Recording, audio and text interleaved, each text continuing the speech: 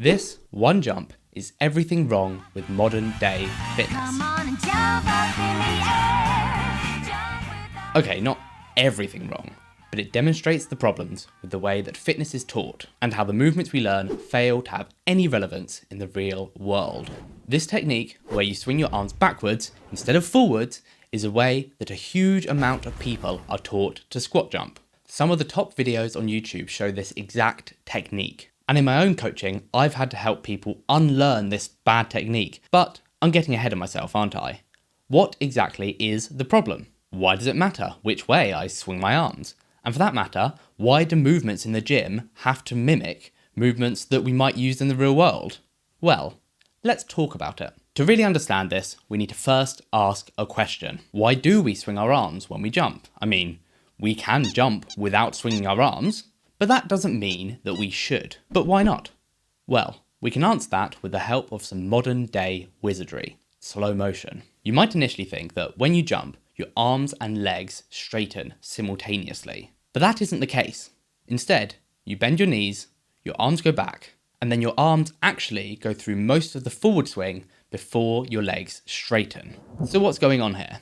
Well, instead of your legs doing all of the heavy lifting, like in the no arm swing jump, you instead let your arms do some of the work first. This is because of a little thing called momentum. When an object is moving, it keeps moving in that direction until another force acts upon it. Just like this log.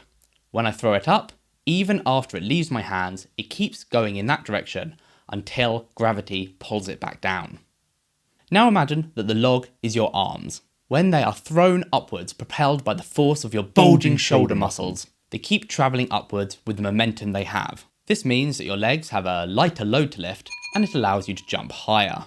But not only that, your arms do such a good job at throwing themselves skywards that they actually pull you up with them. You can see this here when I just do the arm swing without any of the leg bending. Even without my legs, I actually leave the floor just a tiny amount.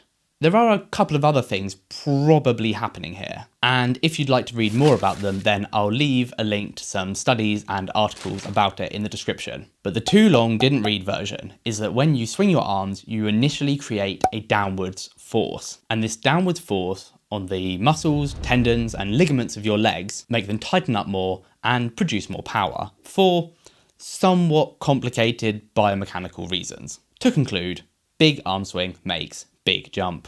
But wait a minute, Billy. You're probably yelling at the screen right now. Isn't all that stuff still true for the backwards arm swing? And you'd be right.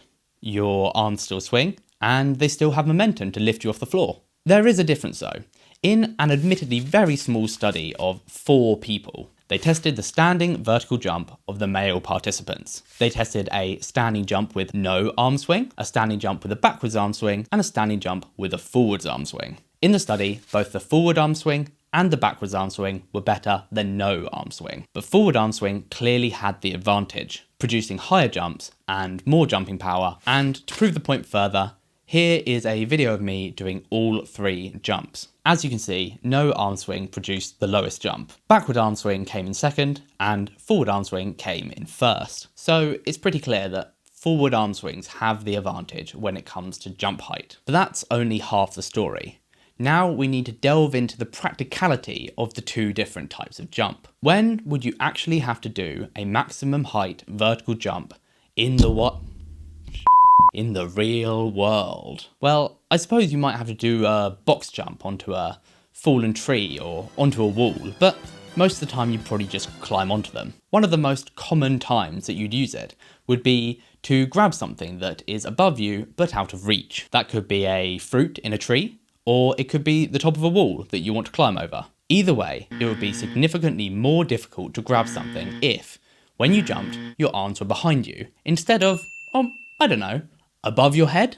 Up here somewhere? Ready to reach? The thing is, our bodies are clearly designed to be the most successful when they're used in a particular way. And the backwards arm swing jump just isn't one of them. And don't get me started on the standing long jump. Look how incredibly awkward it is to get any distance while using a backwards arm swing. In fact, I can only think of 2 situations where you'd actually want to use a backwards arm swing. And they would be the backwards long jump, which is fun, but completely pointless in almost every scenario, and the Webster front flip, which I'm absolutely rubbish at, but is actually a use, although, again, not that useful unless your thing is tricking. And this brings me to the reason why I made this video. I think there is a problem with the way people think about fitness and health. They're often more focused on trying to get their body to look a certain way than they are about having a body that will last them their whole lives and actually be useful to them when they need it the most. I want to make it clear that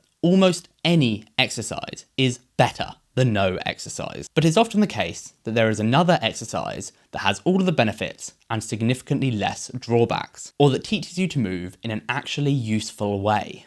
We've already seen how the backwards arm jump teaches a completely useless jumping technique. But what other examples are there? Well, you know those weight machines that you see at gyms that take up all of the space? Well, you would almost always be better off doing the free weight equivalent of whatever that machine is. That way, your body actually learns how to support itself and maintain balance while picking up heavy things. While we're talking about the gym, see those running and cycling machines all along the walls? Well, I know it's kind of obvious, but those are just worse versions of going outside and running. When you go outside, you get sunlight, you get fresh air, you get hills, you get variable terrain, and you have to deal with the weather, which doesn't sound like a good thing, but it makes you much stronger as a person when you have to go running and it's raining. You have to go cycling and it's raining, it's cold. I mean, that's England. It's England. And then there's my personal bugbear, plank. Honestly, almost any other exercise that affects your core is probably better than plank. Like lifting weights, going climbing, doing leg raises, or pretending to be a rabbit. All of which will activate your core in a much more effective way than plank ever will. And on that note, it's time to end the video. Bye.